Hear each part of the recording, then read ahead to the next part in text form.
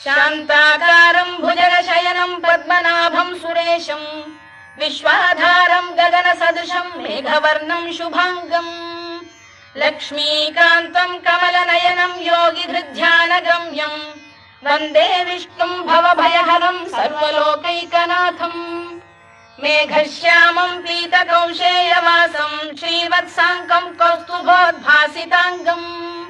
पुण्योपेतं पुण्डरीकायताक्षं विष्णुं वन्दे सर्वलोकैकनाथम् नमः समस्तभूतानामादिभूताय भूभृते अनेकरूपरूपाय विष्णवे प्रभविष्णवे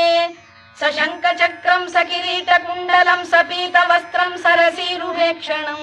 सहारवक्षस्थलशोभिकौस्तुभं नमामि विष्णुं शिरसा चतुर्भुजम् छायायां पारिजातस्य हेमसिंहासनोपरि